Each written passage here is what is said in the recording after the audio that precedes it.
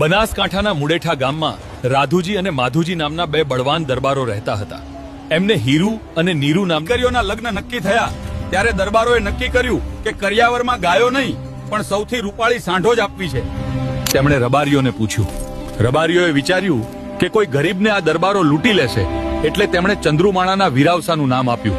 રાધુ અને માધુ ઘોડીએ ચડીને ચંદ્રુમાણા જવા નીકળ્યા. રસ્તામાં અડિયા ગામે એક જોગીના મઢમાં રાત રોકાયા. જોગીએ ઘોડીઓને બાજરી નાખી પણ ઘોડીઓ ખાતી નથી. જોગી બોલ્યા, તમારા પેટમાં પાપ છે, સિકોતરના ગામ જવાનું માંડી વાળો. પણ દરબારો અભિમાનમાં બોલ્યા, જો એની સિકોતર જબરી હશે તો અમારો મુડેઠાનો હનુમાન પણ કાંઈ ઓછો નથી. ચંદ્રુમાણા પહોંચી ગોવાળ સુખદેવને મારીને લોખંડની સાંકળોથી બાંધેલી વીરાવસાની સાંઢો તેમણે બળજબરીથી ચોરી લીધી. રસ્તામાં લુહાર પાસે જઈને કટાર બતાવી સાંકળો તોડાવી. લહારે કહ્યું, હું સાંકળ તોડું છું પણ માં સિકોતર તમને નહીં છોડે.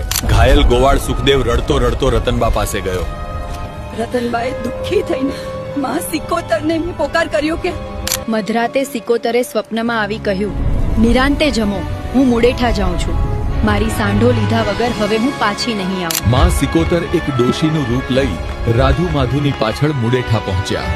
ત્યાં તો દીકરીઓના લગ્નની જાન આવી ગઈ હતી. ફેરા ફરવાના સમયે સિકોતર કોપાયમાન થયા. તેમણે બંને દીકરીઓના ચહેરા બદલીને ભયાનક ચુડેલ જેવા કરી દીધા. મુરતિયાઓ ડરીને ભાગ્યા.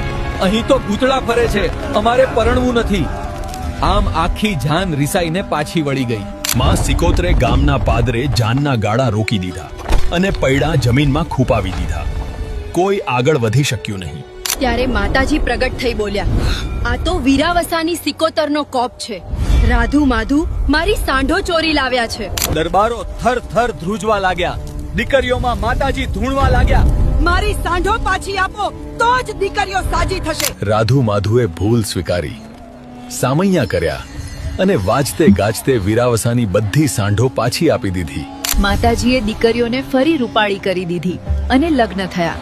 ત્યારથી મુડેઠામાં પણ સિકોતરના નિવેદન પહેલા થાય છે. આમ ચંદ્રુમાણાની સિકોતરે પરચા પૂર્યા અને ગુજરાતમાં ડંકો વગાડ્યો. બોલો વીરાવસાની સિકોતર માતની.